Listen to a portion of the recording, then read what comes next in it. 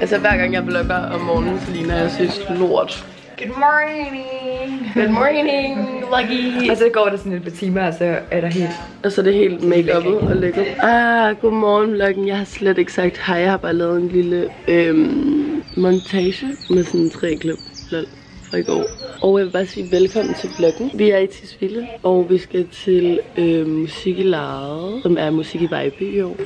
Så det bliver lidt spændende. Det er onsdag i dag, og vi skal på arbejde, fordi vi er frivillige. Og vi skal lave noget marketing og kommunikation. Det bliver fucking spændende. Jeg glæder mig. Og Helle har lavet morgenmad. Vi bor hos Helle. Alma bor her, og Anna, Helenes lille søster. Og så tror jeg måske, Helenes mor kommer i dag. Og det har regnet voldsomt meget i nat. Der har været skybrud, tror jeg. Og jeg har ondt i halsen, fordi jeg har fået lidt træk. Så jeg tror måske, jeg skal have en lille kop te til morgenmad. Hej. Nu er vi ude at gå en lille trippy-dippy. Hvad er klokken? Klokken er 20:11. 20:11. Vi skal på arbejde klokken 1. Så vi går lige en lille tur inden der. Men vi chiller. Tager det stille og roligt. Hej. Thumbnail. Kom nu. Nu er vi ved at være hjemme. Jeg er gået okay langt. Jeg ved ikke lige, hvad der er sket. Jeg er så øm med min røv, fordi jeg var fucking nede og træne CrossFit med min svigerinde den anden dag. Det er fucking hårdt. Kan ikke anbefales at gøres, inden man skal i sommerhus og slappe af, fordi fuck, det er ikke afslappet at være så øm her. Vi har lige set en hjort gå over gaden. Er det ikke cute? Nå, hej. Hvad med din computer og sådan noget? Det har jeg sgu med. Jeg har skoletask med. Nu skal vi ned på pladsen og være frivillige. Vi er kommet hjem på vores tur. Vi har fået en kop kaffe. Vi har lagt lidt Jeg går bare ikke så meget med det. krigsmaling. Rose og G er her for at hente os, og vi skal afsted nu. Okay. Lala. Hej. At man skal fucking passe på, når man bukker sine øjenvipper. Hvorfor? Hvad har du lavet? Jeg har bukket mine øjenvipper, og så røg alle de her i midten af. Må jeg se? De knækkede. Prøv at kigge ned. Gud, ja! Jeg vil lyve, så jeg ikke kunne se det. Men altså, så slemt er det ikke. Altså, når man kigger på dig, ser man det ikke. Nej. Det er kun, når man ved, okay, jeg skal kigge lige der. Ja. Men sagde Anna ikke også, du skulle passe på? Jo. Men mig og August blev også enige om, hvis det her er det værste, der sker de her dage, så er det okay. Okay, er der nogen, der har adressen? Nej, Rålejevej 42A eller sådan noget. Jeg forstyrrede det der skybrud. Jeg synes, det var så voldsomt. Man skal søge igennem, jeg ved ikke hvad. Det plejer jo for dem. Nu bliver jeg nødt til at tale til alle mine følgere, for jeg har jo fucking mange. Normalt er den her festivalsplads jo på en strand for enden af en hovedgade. Og i år er pladsen 4 gange så stor og på en kæmpe mark. Så det bliver rigtig spændende. Pæne.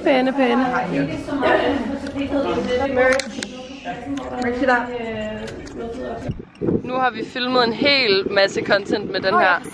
Det er bare for til vloggen. Gør den også på vloggen? Nej, den går ikke på vloggen. Vi har filmet Alma gå rundt og kigge på stedet. Vi er i gang med vores... Jeg taler du skal ikke bruge den der lækker. Vi er i gang med at filme vores SoMe-content, og fordi vi har skønne YouTuber, Lærke Villemod, så har hun jo også hovedfuld af gode idéer. Så jeg er blevet vært, og pigerne, de er med på videoen. Vi går rundt og filmer vores impression af pladsen. Nu har vi et kvarter til at komme hen og få frokost. Og vi har ligesom lavet et førstehåndsindtryk af pladsen. Nu har jeg lige været ude tisse. Og det er jo sådan ægte campingtoiletter, fordi det er en campingplads. Og nu skal jeg om til forplejning og se, om vi kan få noget frokost. De andre piger er gået derhen, men jeg skulle simpelthen tisse, så er det bristet. This is where all the good stuff is. Hej! Finder du noget? Lækkert! Woohoo! Jeg synes, jeg får, når man finder de kamera. Vi har fået en lækker delle, en lækker brød, en lækker salat, en lækker lidt paella. Er det paella? Vi har lige mødt... Hej, jeg hedder Karina. Karina, hun styrer kiosken inde i frivilligteltet. Og har lige givet os lidt... Tips til SoMe. Der er nogen, der bliver født her i Kina. Vi venter lige. Der er nogen, der bliver født. Det er hårdt, det her. Nu står vi og venter på at interviewe en omkring noget petanque, der skal ske i morgen. Er det i morgen, der er petanque? Nej, lørdag, der er petanque. Så vi vil gerne lige lave et lille interview, så vi kan lægge det op. Og så er vi fri efter det. Så det bliver rigtig dejligt. Regner en lille smule. Dejligt. Se, musen har lavet mad. Ja. Hej vloggen. Nu er Celia og Coco kommet. Nu skal I lige sætte outfit change. Jeg er den eneste, der ikke har gjort mig klar. Ej, Mette Frederiksen. Yay! Sidste mand ved bordet. Mette Frederiksen, hvem sagde jeg lige nu hende? Nej. Det var Alma, der sagde det. Jeg er egentlig i bogen. Nå, Birgitte Nyborg. Ja, men det kan godt være, jeg skal tage min jakke af, mens vi sidder herinde. Skål for jer, Pia. Fornøjelse at være sammen med jer. Vi skal lege Dealbreaker nu, og jeg har lige redigeret de her videoer færdigt til SoMe. Og så skal jeg have en drink. Skal jeg lave en til dig? Hvis du vil. En vermouthini? Yeah. That would be amazing. Have you missed Coco since the moon vlog? Because I have. No. Men jeg skal have smadret TikTok. Det er lang tid siden nu. Ja, det er lidt for længe siden. No. Ja, okay.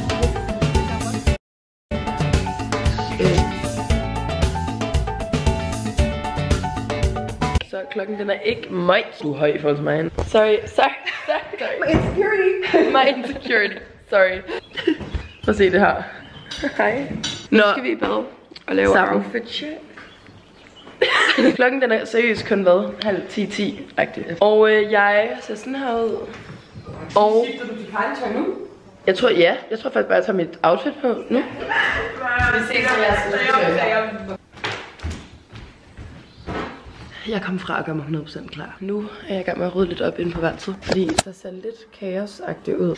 Alma, der var du kraftedeme i hvert fald ud af vinduet. Alma har lagt sig udenfor, fordi hun har sovet ad helvedes til i nat, for at sige det mildt. Og det er virkelig, virkelig synd for hende, fordi når man ikke sover om natten, så bliver man jo bare helt cracket op i hjernen. Så hun ligger udenfor, blunder den lidt. August og Rose, de har ligesom base hjemme hos Roses fam, så de er derhjemme. Og jeg er gået i stå med at gøre mig klar. Jeg skal lave en kop kaffe. Jeg mærke. Og jeg har fået styr på det her mess.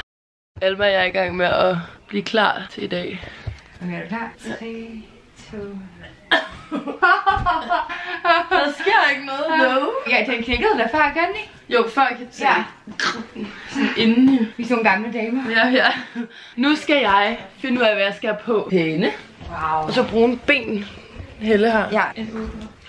En uge på Grækenland. Intet. På Grækenland. Ikke i Grækenland, jeg var på Grækenland. Slap nu af, altså. Slap nu af. Jeg har dræbt mig hele tiden, altså. Jeg er fucking træt af det. Klokken den er 12, og vi skal være hos Coco klokken 1. Vi skal til Warm. Vi skal til Warm, fordi vi skal se. Hej, mit navn er TF, lukker du mig ind. Vi glæder os fucking meget. Jeg vil sige, at TF er nok Top 1. Der er blevet lagt nogle videoer på Musikkelads Instagram, som er sådan nogle reels, som jeg har lavet, og det er fucking nice. Eller jeg er sådan lidt stolt af mig selv. Hej vloggen, jeg har simpelthen glemt mit kamera. What the freak? Det er lige gået op for mig i det her sekund. Nu sidder jeg med min computer her i bilen. Men det er fordi, jeg gerne lige vil have fikset det her opslag. Jeg er i gang med at lave et opslag for mit arbejde hjemme i Copenhagen, som vi skal bruge til markedet på søndag. Og jeg vil bare gerne lige have det gjort, inden vi skal hen til Coco, fordi det er jo der, vi er på vej hen nu. Og pigerne er lige inde i Spar her. Okay. Noget at drikke, tror jeg. Så er vi på vej. Hej, jeg går. Lol. Hej. Hold. Vi har stået hele morgen. Ej, har I stået og lavet det, Julie? Ja. Hold da op. Amazing. Hej, Muffle. Hvad er det, du hedder? Kan du fortælle mig det? Hej, Musse. Jeg så overbrugt det på. Hold da op, hvor er det hyggeligt. Er det ikke sojaristet mandler? Jo. Så dem i går. lækkert. Ej. Stop. Er det YouTube nu? Ja.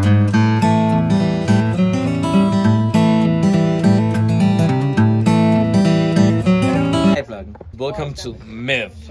To what? Miv. Oh, Mev. Kan du så ikke skrive M, og så I, og så L? Jo, det er mega godt. Det er i november, det kommer. Jeg har den. Værsgo, skat. Kom vi ved. Det er jo så lavet til jul. Jeg har den, Alex. Hullet. I holder vennejul. Det tror jeg er meget sjovt. Idas forældre. Hej vloggen! Nu går vi rundt her i skoven og skal på work, eller sådan, vi skal lige filme det der klip, ikke? Lave et lille interview, og så skal vi høre August Højen. Vi har lige misset Thor Farlov, men sådan er det. Og vi... Sorry, hvis du tager med, Thor. Vi kommer næste gang. Ja. Ja, vi går her. Ved ikke, om det er den rigtige vej, men gætter på det. Men ja. Hey. Hey. Så hvad var det for en leg, I lavede med? Redigere. Hvad? Hvorfor filmer du ikke på dit kamera? Jeg glemte kameraet derhjemme. Står ind i familietallet. Få med. Ej, tak. Jeg har noget pasta. Ordentlig portion. Jeg lige fik her. Nej, jeg tror ikke, jeg har fået pasta. Jeg skal lige have lidt pasta oveni. Lækkert. Free food. Man er så heldig som frivillig, at det har gratis mad. Promoverer frivillig. Ja, ægte. Hej vloggen. Vi har lavet vores videoer, og nu har vi købt en kaffe med sjove ting. For nice. For nice.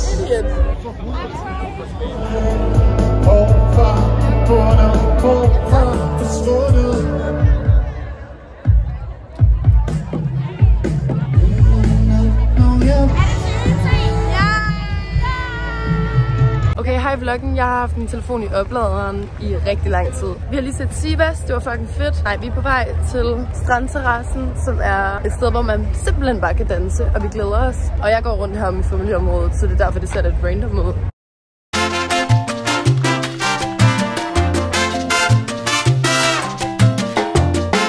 Hej vlog. Nu har jeg været på en lille skylder. Anna Musen er kommet hjem. Og vi skal ud og gå en tur. Jeg kan lave mit hår. Jeg har lavet Almas hår, for at se, hvor ligger hun er. Wow, hvor er der hot i. Ej, det ser så godt ud. Mandelcroissant for bagt. Hvad rater vi den? Jeg har været det. Mandelcroissanter. Jeg synes bare ikke, det er sådan noget. Jeg synes, den er lidt dry. Ikke så meget snask. Jeg vil give mandelcroissanten, jeg ved ikke, hvad den koster, men den er sikkert dyr. 6,5 ud af 10. Er det for hårdt? Nej. Nej, det vil jeg. Fordi en eller anden dag, der får jeg en, der bare skal have en 10'er. Ja.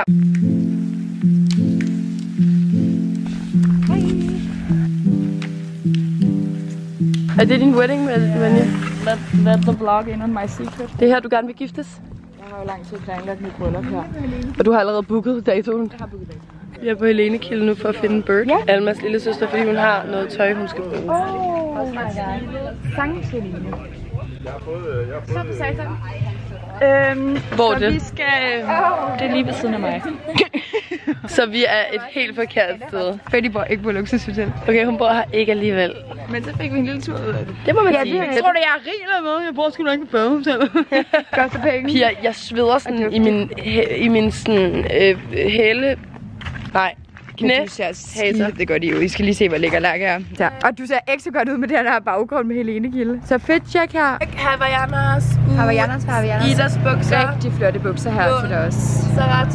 Sarah top. Flot hår, flot taske. Flot solbriller. Lækker pige. Billige solbriller, jeg har fundet på gaden en gang. Herover har vi også en lækker pige. Solbriller. Sød top. Flotte underbukser. Flotte ødelagte sko på Other Stories. Den her fra Wrangler. En lille Sarah-top. Flot, det flatless-briller. Flotte. Nej, hvad er det for nogle? Flotte briller. Klipser fra normal. Klipser fra normal. Lakke har sat det. Og presser ham på den.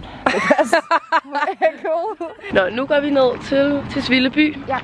For at finde Almas lille søster, som ikke bor på Helenekilde. Vi er inde i bageren, og jeg debater med mig selv omkring, om jeg skal købe en iskaffe. Det kunne jeg godt kunne koste fucking meget. Det kunne godt koste 800 kroner. Den koster 48. Altså lad nu være seriøst. Hvad? Skal du have noget? Nu skal jeg lige sidde og redigere lidt. Og Helle skal have en lur, og Alma har lagt sig ud i solen. Ej, dejligt det her. Virkelig varmt. Og Alma har taget en målekande til en ordentlig glas vand. Her er vloggen lige gået over til iPhone Cam igen, fordi vi er blevet hentet, og vi er ude at handle ind, og vi skal hjem til Rose i hendes sommerhus og Warme med tøserne. De står her og kigger efter gode sager.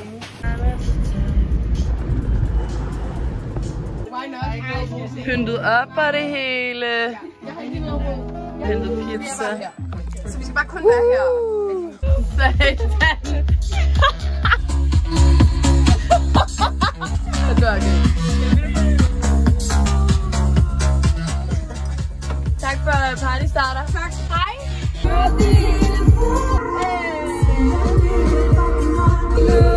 Jeg sidder på bagsædet. Det er virkelig dejligt.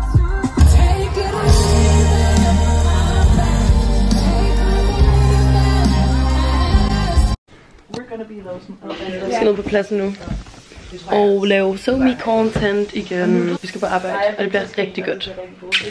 Du ser virkelig cute ud. Hvad er det? Ja. Det er en heftig varm dag i dag. Vi elsker det. Men vi elsker det. Ikke forgivet. Det gør vi ikke, nej. Vi sætter pris. Vi bliver så brune af at gå rundt her og interviewe folk. Det bliver så godt. I love it. Vil noget water? Ja, det vil jeg gerne. Nu skal vi have lunch. Lunchtime. Tak for hvad? Så har vi fået frokost og redigeret. Snack-tid. Nu har jeg lige siddet inde i det her kommunikationsrum og redigeret nogle interviews, som nogle andre har lavet, som jeg lige skulle klippe. Og så skal jeg hen til pigerne igen. Nu skal vi lave et interview omkring, hvordan man har en sikker festival, for det er fucking varmt i dag. Og der er sygt mange, der har fået hødeslag, og det skal vi undgå senere. Så derfor så prøver vi lige at sørge for, at folk ved, hvor de får hjælp, hvis de har brug for det. Gennem SoMe, of course. Så det er det, der sker. Det er fucking varmt. Must say. Smukke musse. Nu skal vi se Annika. Vi skal filme til Annika faktisk. Ja. Og jeg har lige redigeret Samarit-video af Stærkt. Almas mor og Ragnhild. Ragnhild, ja. Med H. Ja, med H. Godt, fordi det har jeg nemlig skrevet under teksterne. Ja, var du god? Gik det godt? Var den god? Jeg synes, den var god. Fedt. Og jeg lavede en lille checkliste på den. Fedt. Husk masser af vand, saftevand, lalala. Ja. Rigtig godt. Ja, den er mega god, og de var gode til at snakke. De var rigtig gode til at blive interviewet. Nu skal vi lave SoMe herfra. Jeg glæder mig rigtig meget.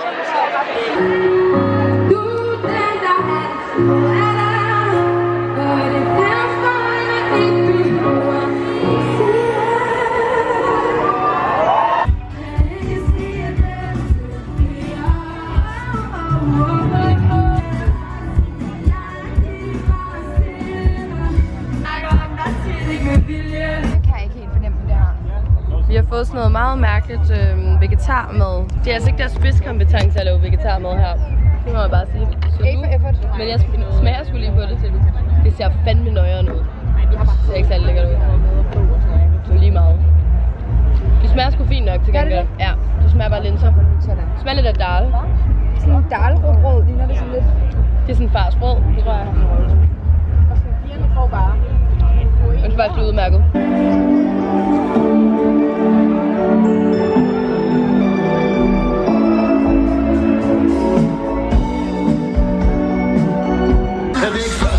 At vi får dagene bruge til at stoppe op og kridte deres dans i skoen. Jeg er ikke længere den samme, ja, det må stadig gerne ryste som en klar på slag.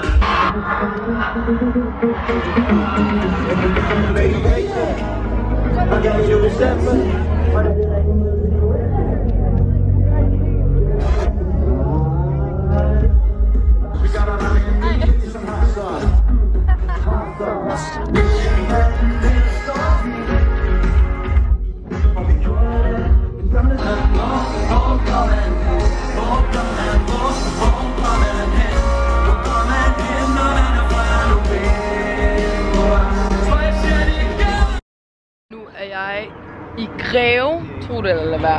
Og det er søndag. Jeg bare vågnede i morges, og så satte mig direkte ud i en bil, og direkte ind i en ny bil, og nu er jeg her. Så jeg vil bare sige tak, fordi I så med vloggen. Jeg håber, det har været en god vlog. Hej hej!